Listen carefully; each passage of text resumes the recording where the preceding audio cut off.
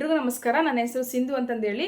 ನಾನು ಮಾತಾಡ್ತಿರೋ ವಿಷಯ ಏನಪ್ಪ ಅಂತಂದರೆ, ಉದ್ಯಮಶೀಲತೆ ಮತ್ತು ಸರ್ಕಾರಿ ಉದ್ಯೋಗ ಇವೆರಡರಲ್ಲಿ ಯುವ ಜನತೆಗೆ ಯಾವುದು ಉತ್ತಮ ಅಂತ ಹೇಳ್ಬಿಟ್ಟು ನಾನು ಹೇಳ್ತಿದ್ದೀನಿ. ಉದ್ಯಮಶೀಲತೆ ಅನ್ನೋದು ಯುವ ಜನತೆಗೆ ಉತ್ತಮ ಅಂತ. ಯಾವ ರೀತಿ? ನಮ್ಮ ಭಾರತ ದೇಶದಲ್ಲಿ 60% ಪಾಪ್ಯುಲೇಷನಲ್ಲಿ ಲೆಸ್ ದನ್ 35 ಇಯರ್ಸ್ ಇರ್ತಕ್ಕಂಥ ಜನತೆನೇ ಅತಿ ಹೆಚ್ಚಿದ್ದಾರೆ. ಹೌದಾ? ನಮ್ಮ ಭಾರತ ದೇಶದ ಸರಾಸರಿ ವಯೋಮಿತಿ ಬಂದ್ಬಿಟ್ಟು 28 ಇಯರ್ಸ್ ಆಗಿರುತ್ತೆ. ಹೌದಾ? ಇಷ್ಟು ಜನರಿಗೆ ಜಾಬ್ ಕ್ರಿಯೇಟ್ ಆಗ್ಬೇಕಂದ್ರೆ ಸುಮ್ಮನೆನಾ? ಆಗೋದಿಲ್ಲ. ಅಥವಾ ಅದೇ ರೀತಿ ಸರ್ಕಾರಕ್ಕೂ ಇಷ್ಟು ಜನಕ್ಕೆ ಉದ್ಯೋಗಗಳನ್ನು ಕ್ರಿಯೇಟ್ ಮಾಡಿ ಆಗೋದಿಲ್ಲ. ಇದಕ್ಕೆ ಏನಾಗುತ್ತಪ್ಪ ಅಂದರೆ, ಉದ್ಯಮಶೀಲತೆ ಇದರಲ್ಲಿ ಬಹುಮುಖ್ಯವಾದ ಪಾತ್ರವನ್ನು ವಹಿಸ್ತಾ ಹೋಗುತ್ತೆ. ಯಾವ ರೀತಿಯಪ್ಪ ಅಂತಂದರೆ, ನಮ್ಮ ಭಾರತ ದೇಶಕ್ಕೆ ಹಣ ಯಾವ ರೀತಿ ರವಾನೆ ಆಗುತ್ತೆ, ಸರ್ಕಾರಕ್ಕೆ ಯಾವ ರೀತಿ ಕಟ್ತಾ ಇದೀವಿ ನಾವೆಲ್ಲ ತೆರಿಗೆ ಮುಖಾಂತರ. ಹೌದಾ? ಅರ್ಥ ಅಂದ್ರೇ ಹಣ. ಈ ಹಣ ನಾವೆಲ್ಲ ತೆರಿಗೆನ ಕಟ್ಟೋದ್ರ ಮುಖಾಂತರ ಅದೆಲ್ಲ ಒಂದು ಕಡೆ ಇದೆ. ಹೌದಾ? ಸೊ ಈಗ ನೇರ ತೆರಿಗೆ ಮತ್ತು ಪರೋಕ್ಷ ತೆರಿಗೆ. ನೇರ ತೆರಿಗೆ ಅಂತಂದರೆ, ನೀವು ಕೆಲಸವನ್ನು ಮಾಡಿಬಿಟ್ಟು ಒಂದು ಖಾಸಗಿ ಕಂಪ್ನಿಗಳಲ್ಲಿ ಕೆಲಸ ಮಾಡ್ತೀವಿ, ಅದರಲ್ಲಿ 1% ಏನು ಮಾಡ್ತೀವಿ, ಟ್ಯಾಕ್ಸನ್ನು ಸರ್ಕಾರಕ್ಕೆ ಕಟ್ತೀವಿ. ಅದೇ ರೀತಿ ಪರೋಕ್ಷ ತೆರಿಗೆ ಅಂತಂದರೆ, ನೀವು ಕೆಲಸವನ್ನು ಮಾಡಿಬಿಟ್ಟು ಬಂದಿರುವಂಥ ಸಂಬಳದಲ್ಲಿ ನಮಗೆ ಬೇಕಾಗಿರ್ತಕ್ಕಂಥ ಮೂಲಭೂತ ವಸ್ತುಗಳನ್ನು ಖರೀದಿ ಮಾಡ್ತೀವಿ. ಹೌದಾ? ಸರಕು ಸೇವೆಗಳನ್ನು ಖರೀದಿ ಮಾಡ್ತೀವಿ. ಇದ್ರ ಮುಖಾಂತರ GST ಹೋಗುತ್ತೆ ಸರ್ಕಾರಕ್ಕೆ. ಹೌದಾ? GST ಮುಖಾಂತರ ಕಟ್ತಾ ಇದ್ದೀವಿ. ಇನ್ಕಮ್ ಟ್ಯಾಕ್ಸ್ ಮುಖಾಂತರ ಸರ್ಕಾರಕ್ಕೆ ಹಣವನ್ನು ಕಟ್ತಾ ಇದ್ದೀವಿ. ಸೊ ಇದರಿಂದ ಏನಪ್ಪ ಅಂತಂದರೆ, ಅತಿ ಹೆಚ್ಚು ಜಾಬ್ಗಳು ಕ್ರಿಯೇಟ್ ಆಗ್ತಾ ಇರೋದು ಖಾಸಗಿ ಉದ್ಯೋಗಗಳಿಂದನೇ ಹೊರತು, ಖಾಸಗಿ ಕಂಪ್ನಿಗಳಿಂದನೇ ಹೊರತು ಸರ್ಕಾರಿ ನೌಕರಿಗಳಿಂದಲ್ಲ. ಹಾಗೆ ಈಗ ಎಕ್ಸಾಂಪಲ್ಗೆ ಇನ್ಫೋಸಿಸ್ ಕಂಪ್ನಿ ತಗೊಳ್ಳಿ. ಇನ್ಫೋಸಿಸ್ ಕಂಪ್ನಿ ಏನು ಮಾಡ್ತಾ ಇದೆ? ಕಾರ್ಪೊರೇಷನ್ ಟ್ಯಾಕ್ಸನ್ನು ಕಟ್ತಾ ಇದೆ. ಹೌದಾ? ಅದೇ ರೀತಿ ಲಕ್ಷಾನುಗಟ್ಟಲೆ ಜನ ಅಲ್ಲಿ ಕೆಲಸ ಮಾಡ್ತಾ ಇದ್ದಾರೆ. ಅವ್ರೇನು ಮಾಡ್ತಾರೆ?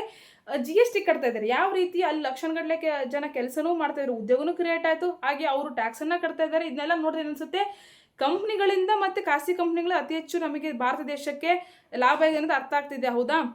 ಅದೇ ರೀತಿ ಈಗ ನಾವೇನೇ ವಸ್ತುಗಳನ್ನು ನಾವು ಯೂಸ್ ಮಾಡ್ತಾ ಇದ್ದೀವಿ ಅಂತಂದರೆ, ಅವು ಸರ್ಕಾರ ಅಲ್ಲದೇ ಖಾಸಗಿ ಕಂಪ್ನಿಗಳು ಅವನ್ನೆಲ್ಲ ಯಥೇಚ್ಛವಾಗಿ ಉತ್ಪಾದನೆಯನ್ನು ಮಾಡ್ತಾ ಇದ್ದಾವೆ.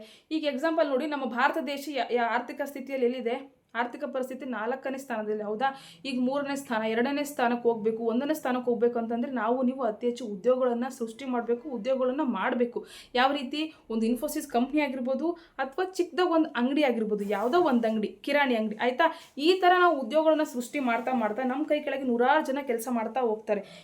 ಇದರಿಂದ ಏನಾಗುತ್ತಪ್ಪ ಅಂದರೆ, ನಮ್ಮ ದೇಶ ಆರ್ಥಿಕವಾಗಿ, ಸಾಮಾಜಿಕವಾಗಿ ಡೆವಲಪ್ ಆಗ್ತಾ ಹೋಗುತ್ತೆ. ಈ ಡೆವಲಪ್ಡ್ ಕಂಟ್ರೀಸ್, ಯುರೋಪ್ ಕಂಟ್ರೀಸ್ ಗೊತ್ತಾ, ಚೀನಾ, ಅಮೇರಿಕ, ಇವೆಲ್ಲ ಏನಕ್ಕೆ ಮುಂದಕ್ಕೆ ಹೋಗ್ತಿದ್ದಾವೆ? ಏನಕ್ಕೋ ಮುಂದುವರೆದ ದೇಶಗಳಾಗಿದ್ದಾವೆ. ಬಿಕಾಸ್ ಅಲ್ಲಿ ಇರ್ತಕ್ಕಂಥ ಕೆಲಸಗಳು, ಉದ್ಯೋಗಗಳು, ಅಲ್ಲೇನಾಗುತ್ತೆ, ನಾವು 90% ಏನು ಮಾಡ್ತಾ ಇದ್ದೀವಿ? ಹೊರದೇಶದಲ್ಲಿ ಉತ್ಪಾದನೆ ಆಗುವಂತಹ ವಸ್ತುಗಳನ್ನ ನಾವು ಯೂಸ್ ಮಾಡ್ತಾ ಇದ್ದೀವಿ. ಹೌದಾ? ಯಾವ ರೀತಿ? ಈ Samsung mobile, iPhone mobile, Benz car, ಫ್ರಿಜ್ಗಳು, ಇವೆಲ್ಲ ಹೊರದೇಶದಲ್ಲಿ ಮ್ಯಾನುಫ್ಯಾಕ್ಚರ್ ಆಗ್ತಕ್ಕಂಥ ವಸ್ತುಗಳನ್ನ ನಾವು ಯೂಸ್ ಮಾಡ್ತಾ ಇದ್ದೀವಿ. ಸೊ ಅಲ್ಲಿ ಅತಿ ಹೆಚ್ಚು ಉದ್ಯೋಗಗಳು ಕ್ರಿಯೇಟ್ ಆಗ್ತಾ ಹೋಗ್ತಾ ಇದ್ದಾವೆ. ಹೌದಾ? ಅವೆಲ್ಲ ಏನು ಮಾಡ್ತವೆ? ಸರ್ಕಾರಕ್ಕೆ ಟ್ಯಾಕ್ಸನ್ನು ಕಟ್ತವೆ. ಅವು ಡೆವಲಪ್ಡ್ ಕಂಟ್ರೀಸ್ ಆಗ್ತಾ ಹೋಗುತ್ತೆ. ಆದರೆ ನಮ್ಮ ದೇಶದಲ್ಲಿ ಹಾಗಲ್ಲ. ಇನ್ನು 12 ಲಕ್ಷ ಆದಾಯ ಇರ್ತಕ್ಕಂಥವ್ರು ಮಾತ್ರ ಇನ್ಕಮ್ ಟ್ಯಾಕ್ಸನ್ನು ಕಟ್ಟಬೇಕು. ಎಕ್ಸಾಂಪಲ್, ಈಗ IAS ಆಫೀಸರ್ಗೆ ಸ್ಟಾರ್ಟಿಂಗ್ ಸ್ಯಾಲ್ರಿ ಬಂದುಬಿಟ್ಟು 60,000 ಇರುತ್ತೆ. ಹೌದಾ? ಅವ್ರು ಹೆಂಗ್ರಿ ನಾವು ಇನ್ಕಮ್ ಟ್ಯಾಕ್ಸನ್ನು ಕಟ್ಟೋದಕ್ಕಾಗುತ್ತೆ? ಅವರು 10 ವರ್ಷ ಆದಮೇಲೆ ಲಕ್ಷಗಟ್ಟಲೆ ಏನು ದುಡಿಬೋದೇನೋ, ಅಲ್ಲಿವರೆಗೂ ಏನು ಮಾಡೋಕ್ಕಾಗುತ್ತೆ? ಆಗಲ್ಲ. ಮಿನಿಮಮ್ ಅಂದರೂ ಒಬ್ಬ ಸರ್ಕಾರಿ ನೌಕರಿ ಮಾಡ್ತಿದ್ದಾನೆ ಅಂತಂದರೆ ಅವರಿಗೆ 2 ಲಕ್ಷ ಮಿನಿಮಮ್ ಬರುತ್ತೆ. ಹೌದಾ?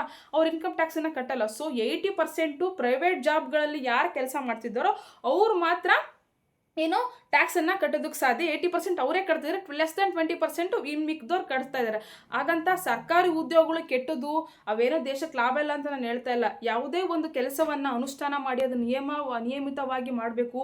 ಕಾರ್ಯರೂಪಕ್ಕೆ ತರಬೇಕಂದ್ರೆ ಸರ್ಕಾರಿ ನೌಕರಿನೂ ಬೇಕು, ಸರ್ಕಾರನೂ ಬೇಕು. ಹೌದಾ? ಸರ್ಕಾರಿ ಜಾಬ್ಗಳು ಕೂಡ ಬೇಕು, ಆದರೆ ಪ್ರಾಮಾಣಿಕರು ಬೇಕು. ಅವರು ಟ್ಯಾಕ್ಸನ್ನು ಕಟ್ತಾರೆ, ಅದೇ ಕಡಿಮೆ ಪ್ರಮಾಣದಲ್ಲಿ ಕಟ್ತಾರೆ. 80% ಇವ್ರು ಕಟ್ತಾರೆ. ಆಯಿತಾ? ಸೊ ನಾನು ಹಾಗೆ ಹೇಳಿದ ರೀತಿ ಅತಿ ಹೆಚ್ಚು ಮ್ಯಾನುಫ್ಯಾಕ್ಚರ್ ಮಾಡ್ತಾ ಇರೋದು ಯಾವ? ಪ್ರೈವೇಟ್ ಕಂಪ್ನಿಗಳೇ. ಹೌದಾ? ಸರ್ಕಾರಿಗಳಲ್ಲ, ಪ್ರೈವೇಟ್ ಕಂಪ್ನಿಗಳೇ ನಮಗೆ ಬೇಕಾಗಿರೋ ನಿತ್ಯವ ನಾವೇನು ಯೂಸ್ ಮಾಡ್ತೀವಿ ಪ್ರತಿಯೊಂದು ಅವೇ ಕ್ರಿಯೇಟ್ ಮಾಡ್ತಾ ಇರೋದು, ಅವೇ ಕೂಡ ಉತ್ಪಾದನೆ ಮಾಡ್ತಾ ಇರೋದು. ಹೌದಾ? ಸೊ ನಾನು ನಿಮಗೆ ಕೊನೆಯದಾಗಿ ಏನು ಹೇಳಕ್ಕೆ ಇಷ್ಟಪಡ್ತೀನಿ ಅಂತಂದರೆ, ನಮಗೆ ಅತಿ ಹೆಚ್ಚು ಉದ್ಯಮಶೀಲತೆ ಅನ್ನೋದು ಬೆಳೆಸ್ತಾ ಹೋಗ್ಬೇಕು ಹೊರತು ಸರ್ಕಾರಿ ಉದ್ಯೋಗಗಳನ್ನು ಅವಲಂಬನೆ ಮಾಡ್ತಾ ಅಲ್ಲ. ಸೊ ಎಲ್ಲದಕ್ಕಿಂತ ಹೆಚ್ಚಾಗಿ ಒಂದು ಹೆಜ್ಜೆ ಖಾಸಗಿ ಕಂಪ್ನಿಗಳೇ ಇರ್ತವೆ. ಖಾಸಗಿ ಕಂಪ್ನಿಗಳೇ ಅತಿ ಹೆಚ್ಚು ಆಗಬೇಕು. ಖಾಸಗಿ ಅನ್ನೋದು ನಮ್ಮ ಇದರಲ್ಲಿ ಬರಬೇಕಂದ್ರೆ ನಾವೇ ಓನಾಗಿ ಏನಾದರೂ ಒಂದು ಸ್ವಂತವಾಗಿ ನೀವು ಪ್ರಾರಂಭವನ್ನು ಮಾಡಬೇಕು. ಇನ್ಫೋಸಿಸ್ ಕಂಪ್ನಿ ಅಥವಾ ಕಿರಾಣಿ ಅಂಗಡಿ ಹೇಳಿದ್ರೆ ಆಗಲೇ ಎಕ್ಸಾಂಪಲ್ಲು. ಸೊ ಆ ರೀತಿ ಮಾಡ್ತಾ ಹೋದರೆ ನಮ್ಮ ದೇಶ ಇವತ್ತು 4ನೇ ಸ್ಥಾನದಲ್ಲಿರೋದು ಮುಂದೊಂದು ದಿನ 1ನೇ ಸ್ಥಾನದಲ್ಲಿರೋದಕ್ಕೆ ನಮಗೇನು ಅಡ್ಡಿ ಇಲ್ಲ. ಆಮೇಲೆ ಆಶ್ಚರ್ಯ ಪಡೋ ಅವಶ್ಯಕತೆ ಇಲ್ಲ. ಈಗ 4ನೇ ಸ್ಥಾನದಿಂದ 1ನೇ ಸ್ಥಾನಕ್ಕೆ ಬರೋದೇನು ತೊಂದರೆ ಇಲ್ಲ. ಇಲ್ಲ. ಸೊ ಅದು ಹಾಗೆ ಆಗುತ್ತೆ. ನಿಮಗೆ ನಾನು ಹೇಳೋದೇನಪ್ಪ ಅಂದರೆ ಉದ್ಯಮಶೀಲತೆನ ಬೆಳೆಸಿ, ಅದೇ ರೀತಿ ನಿಮ್ಮ ಕೈಲಿ ಏನಾಗುತ್ತೋ ಅದನ್ನು ಕೆಲಸಗಳನ್ನು ಪ್ರಾರಂಭ ಮಾಡಿ ಅಂತ ಹೇಳ್ತಾ ನನ್ನ 2 ಮಾತುಗಳನ್ನು ಮುಗಿಸ್ತಾ ಇದ್ದೀನಿ. ಜೈ ಹಿಂದ್.